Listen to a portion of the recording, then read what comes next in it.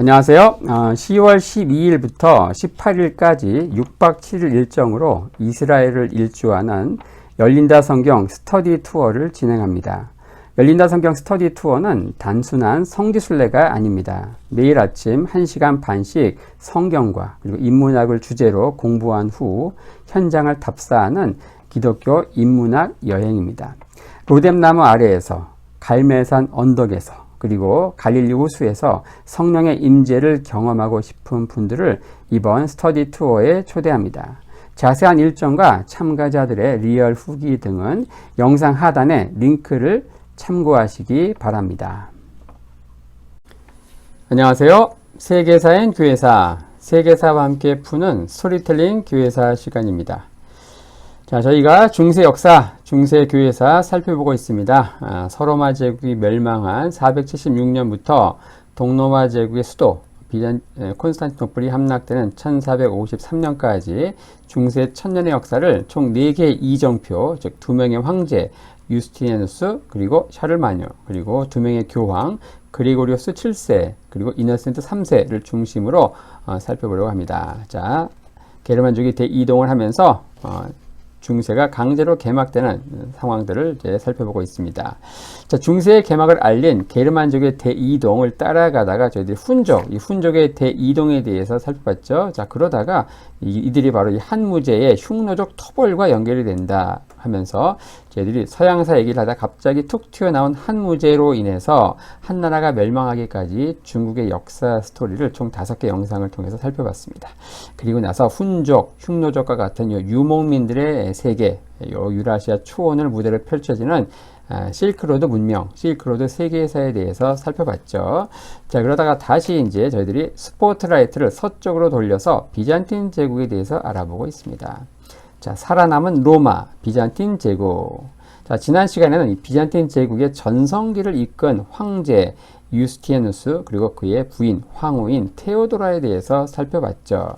자, 오늘은 유스티니아누스 대제가 죽고 나서 정점을 찍고 내리막길로 치닫는 비잔틴 제국에 대해서 살펴보려고 합니다. 자, 유스티니아누스 대제가 죽고 제국은 급속히 쇠퇴, 소위 말하는 국정 파탄 지경에 이르게 되는데, 여기에는 크게 3가지 요인이 있어요. 이 3가지 요인으로 비잔틴 제국은 급전직하에 내리막길로 치닫게 되는데요. 그 첫 번째 요인은 뭐냐? 끊이지 않은 재위 다툼을 꼽을 수 있습니다. 자, 2번째로 거의 100년 가까이 지속된 이 성상 파괴 논쟁을 또 들 수 있죠. 그 3번째로 슬라브족, 아바르족으로 대표되는 어떤 외적의 침입을 들 수 있습니다. 오늘은 이 3가지 요인 중에서 특별히 황제의 재위를 놓고 벌어지는 반란, 이 쿠데타를 중심으로 이렇게 살펴보려고 합니다.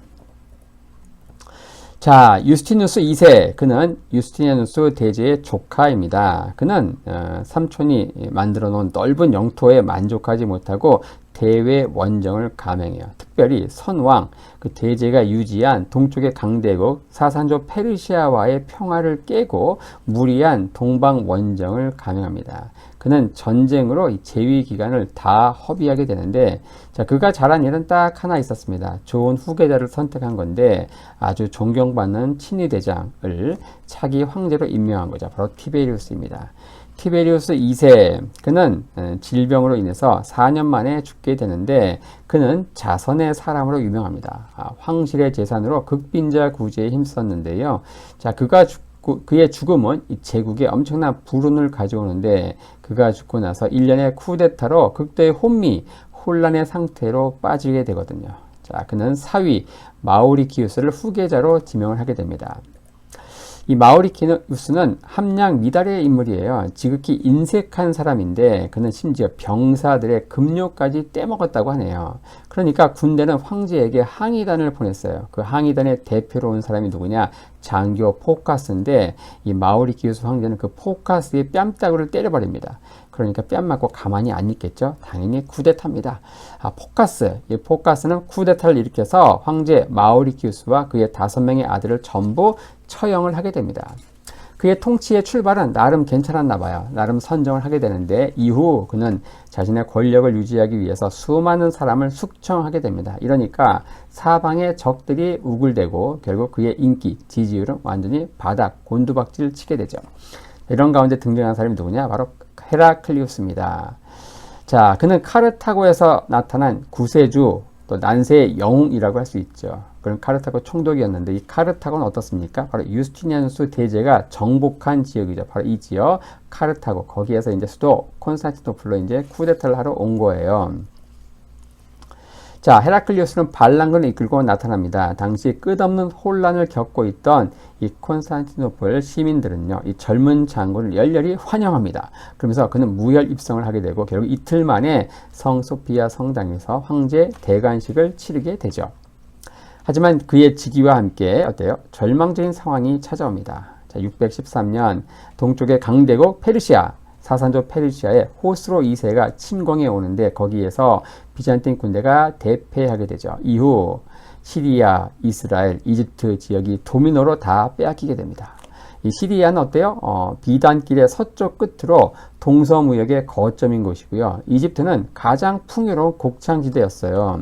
그리고 이스라엘은 성묘교회, 예수님의 무덤교회인 성묘교회가 파괴되고 성십자가, 예수님의 십자가에 죽으신 그 십자가가 보관되어 있었는데 그걸 빼앗긴 거예요.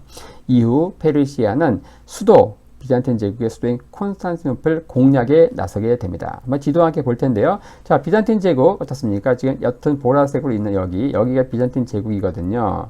비잔틴 제국, 그 수도 콘스탄티노플이 있죠. 하지만 우리가 주목하지 못했지만 동쪽에 거의 비잔틴 제국보다 더 큰, 더 넓은 옅은 약간 주황색 이 지역이 바로 페르시아입니다. 사산조 페르시아, 수도가 크테시폰이죠. 자, 이들은 호스로 2세 때 어때요? 안디옥을 공격하고 그 다음에 다메섹, 그리고 이스라엘, 그리고 이집트 다 먹게 되는 거예요.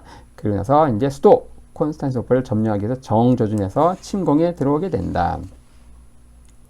자, 상황이 이렇게 되자 어때요? 헤라클리오스는 황제가 뭐고 그냥 황제 자리 다 포기하고 고향으로 돌아가려고 짐을 쌉니다. 자, 금은 보화를 잔뜩 실은 선발대가 카르타고를 향해 출발하죠. 만약 예정대로, 이 계획대로 됐다면 비잔틴 제국은 이때 멸망했을 거예요. 하지만 금은 보화를 실은 선발대의 배가 풍랑을 만나서 난파하게 되거든요. 이런 상황을 보면서 헤라클리오스는 신의 목소리라고 생각을 합니다. 그리고서 황제로서 이 난국을 돌파하기로 굳게 결심을 하게 되죠. 그는 전쟁 비용 조달에 나서는데, 자, 그간 해오던 콘스탄티노플 시민들에게 주던 빵, 부상급식을 폐지하게 됩니다. 그리고 교회 재산에 눈독을 들이죠. 왜냐? 돈이 다 거기에 몰려있기 때문에 교회가 저항을 하자 성 십자가 탈환을 위한 성전임을 역설하지요. 자, 여기에 당시 콘스탄티노플 총대주교인 세르기우스가 이제 동의하고 협력을 하게 됩니다. 그리고 622년 이제 출정을 하게 되고 이후 6년간 그는 군대에 선봉해서 군대를 지휘하게 되죠. 626년 페르시아는 이제 아바르족과 함께 동서 양쪽에서 이 콘스탄티노플 포위 공략에 나섭니다. 이때 총대주교인 세르기우스는 마리아의 성상을 갖고 성벽 위를 걸어다니면서 군사들을 열심히 독려합니다. 자, 하지만 이 삼중 성벽 앞에서 결국 이 페르시아 아바르족은 좌절하고 퇴각하게 되죠. 자, 이후 627년 이후는 이제 비잔틴 제국의 반격의 시간이 돌아왔습니다. 헤라클리오스는 이제 니느웨에서 페르시아 군대를 격퇴하고 페르시아 제국의 수도인 크테시폰으로 향합니다. 자, 이 콘스탄티노플 공방전 결국 퇴각하고요. 그 이후에 이제 반전의 시간, 헤라클리오스는 군대를 이끌고 니느웨, 여기에 과거 아시리아 제국의 수도죠. 니느웨에서 이제 페르시아 군대를 격퇴하고 수도 크테시폰으로 향하게 됩니다. 하지만 이때 페르시아에서 쿠데타가 발생하죠. 이 호스로 2세는 이제 부하에게 암살당하고 페르시아는 와해, 붕괴 직전까지 몰리게 되죠. 새 국왕이 된 카바드 2세는 서둘러 이 비잔틴 제국과 강화 조약을 요청하게 되죠. 헤라클리오스는 성 십자가도 되찾고 예루살렘에서 그걸 직접 메고 행진까지 하게 됩니다. 그리고 수도로 돌아와서 멋지게 개선식을 하게 되죠. 하지만 문제가 있습니다. 한편 이 비잔틴 제국과 페르시아 제국이 위쪽에서 사생결단으로 싸우고 있을 때 이들은 주목하지 못했지만 이 아라비아 반도에서 사막, 아무도 주목하지 않은 그 땅, 그 아라비아 반도에서 장차 세계사의 지도를 바꿀 어마무시한 힘이 잉태되고 있었습니다. 바로 570년 무함마드가 탄생했고요. 40년 후 40세에 610년 그는 이슬람교를 탄생시킵니다. 그리고 12년 후인 622년 헤지라 즉 메카에서 메디나로 옮기면서 바로 이 해를 기준으로 이슬람력이 탄생하게 되죠.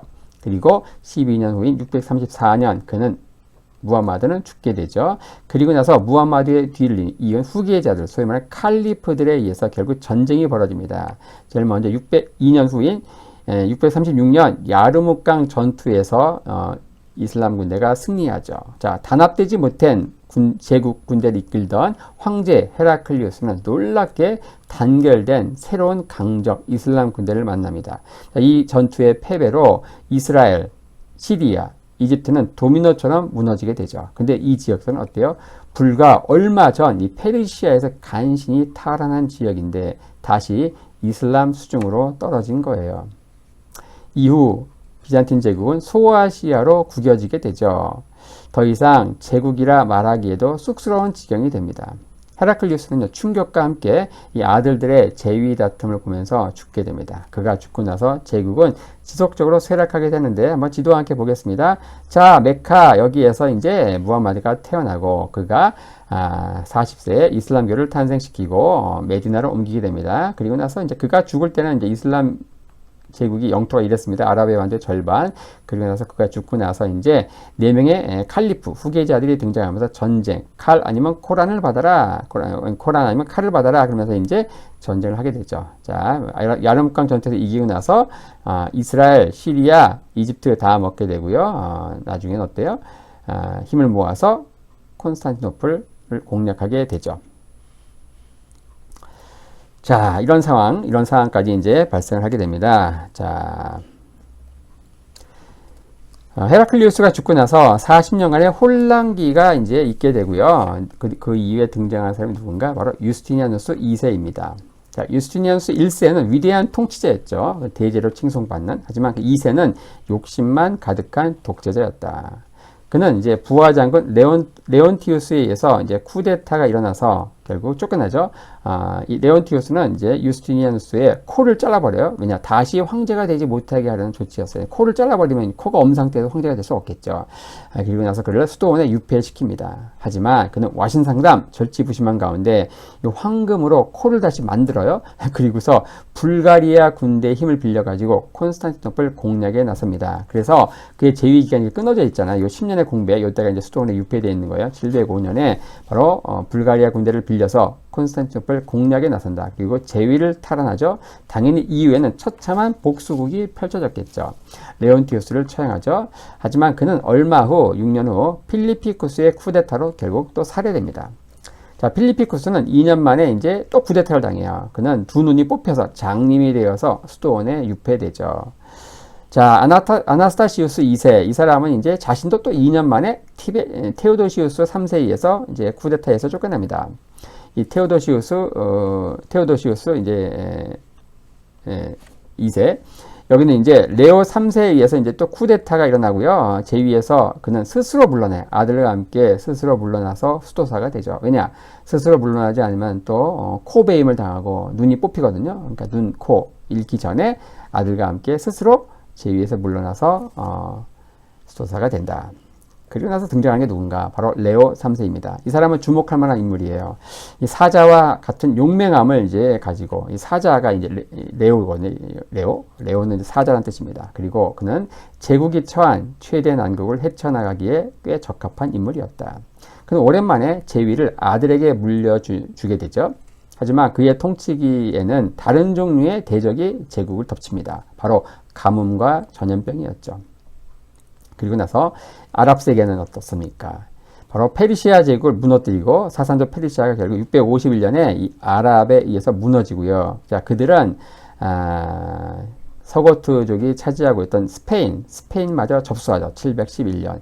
그리고 나서 이후 수도인 콘스탄티노플, 기독교 세계의 심장인 콘스탄티노플을 정조준하게 되죠. 그리고 717년 마침내 침공에 들어오는데 지도하게 보겠습니다.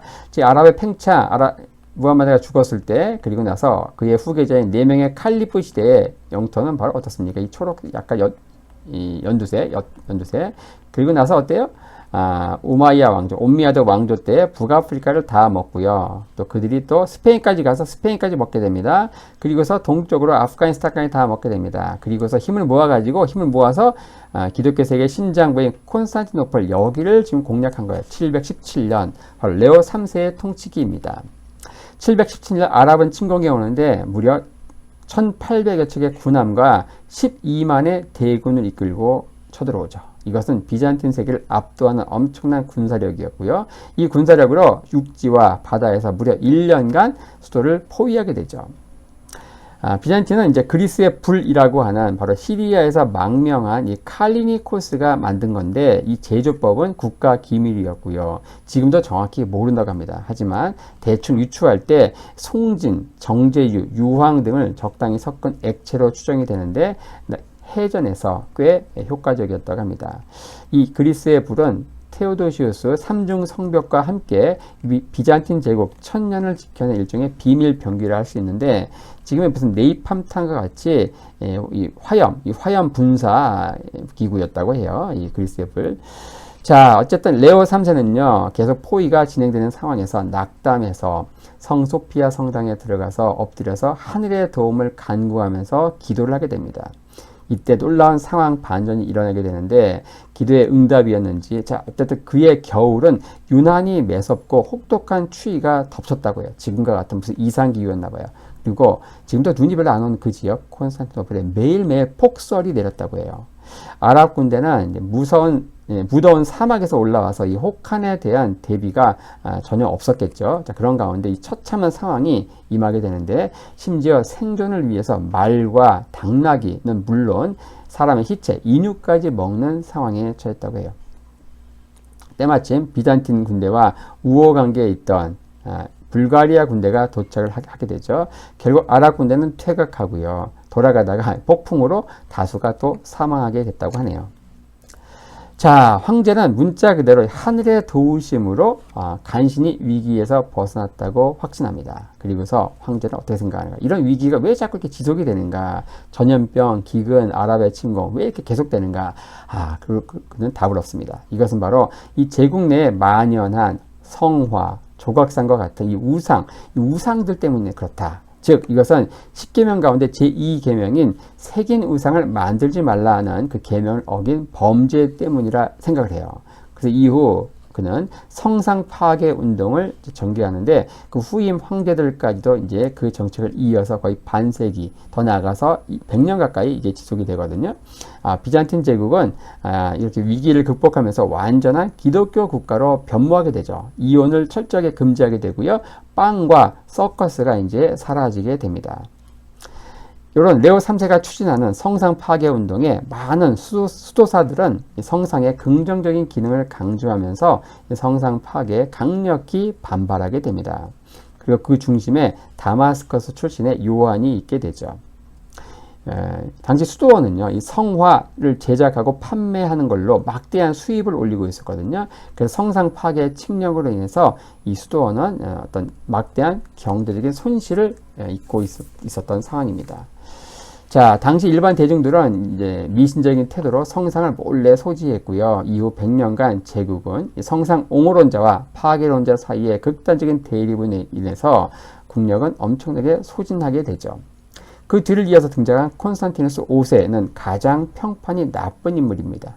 그는 별명이 코프로스예요. 코프로스가 뭐냐? 우리말로 똥이에요, 똥. 아기 때 세례 그릇에 똥을 쌌다고 하네요. 어쨌든 그의 통치기 때 라벤나, 이탈리아에 있던 비잔틴 제국의 총독부인 라벤나가 함락이 되죠. 그리고 이탈리아 지배 근거지가 완전히 사라지게 됩니다. 그는 성상은 우상 숭배다라고 하는 레오의 정책을 그대로 이어가죠. 더 극단적으로 이제 이 정책을 시행하게 됩니다. 자, 그는 그리스도를 나타낼 수 있는 성상은 오로지 미사에서 사용하는 빵과 포도주뿐이다. 나머지는 다 파괴하게 됩니다. 자, 이후 비잔틴 제국의 영토는 성상 옹호론자와 파괴론자 간의 어떤 갈등이 극단으로 치달으면서 제국의 영토는 소아시아와 발칸반도로 축소하게 되죠. 그나마도 불가리아 왕국이 출현하면서 발칸반도의 대부분은 불가리아 왕국이 차지하면서 비잔틴 제국의 주권을 미치지 못하게 됩니다. 자, 지도 함께 볼까요? 바로 유스티니아누스가 넓혀놓은 엄청난 이 땅덩어리. 근데 그게 지금 한 9세기쯤은 땅덩어리 이렇게 됩니다. 이렇게 돼요. 얼마나 죽습니까? 다시 한번 볼까요? 이렇게 넓은 영토가 지금 성상 파괴 논쟁으로 인해서 이렇게 줄어드는 거예요. 이렇게 소아시아와 수도 콘스탄티노플 그리고 발칸반도의 대부분 여기는 어때요? 불가리아 제국이 차지하게 되고 그 남쪽의 일부 이탈리아도 요만큼만 차지하게 되는 이거 제국이라 할 수 있습니까? 굉장히 제국이라고 부르기엔 쑥스러운 그런 상태가 됩니다. 자, 그러다가 바실리우스 2세가 즉위하면서 제국은 과거 강대국으로서의 위용을 나름 회복하게 됩니다. 이 바실리우스 2세는요, 비잔틴 제국에서 가장 오랜 기간 제위에 있었습니다. 40년입니다. 비잔틴 제국의 전제 군주를 대표하는 인물인데, 그는 평생 결혼도 하지 않고 독신으로 살았어요. 그래서 오로지 군대밖에 없어요. 군대. 그러니까 학문에 대해서 관심이 없었고, 학자는 바보다 이렇게 생각했어요. 그리고 오직 강력한 제국 건설이 목표였습니다. 마침내 그는 1014년 무려 30년간 전쟁을 벌여가지고 빼앗겼던 이 불가리아 지역 영토를 회복하고 불가리아 지역을 정복하게 됩니다. 그는 별명이 뭐냐? 불가리아 학살자라고 하는데 그는 15,000명의 불가리아 포로를 100명씩 무리를 지어가지고 99명은 두 눈을 뽑고 한 명은 한쪽 눈만 뽑아가지고 길잡이로 불가리아로 돌려보냅니다. 당시 불가리아 왕이었던 사무엘은 이 광경을 보고서 충격을 받아가지고 화병으로 이틀 후에 죽었다고 합니다. 그리고 불가리아 지역은 완전히 비잔틴 제국의 합병이 되게 되죠. 1025년 그가 죽었을 때 비잔틴 제국은 제국사에서 나름 이제 정점을 찍게 되죠. 물론 그가 죽고 나서 다시 또 내리막길을 걷게 됩니다.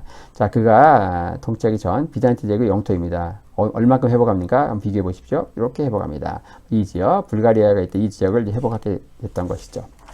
자, 이렇게 해서 오늘은 유스티니아누스 대제가 죽고 나서 급전직하 나락으로 떨어지게 되는 이제 비잔틴 제국의 쇠락 이런 과정들을 살펴보았습니다.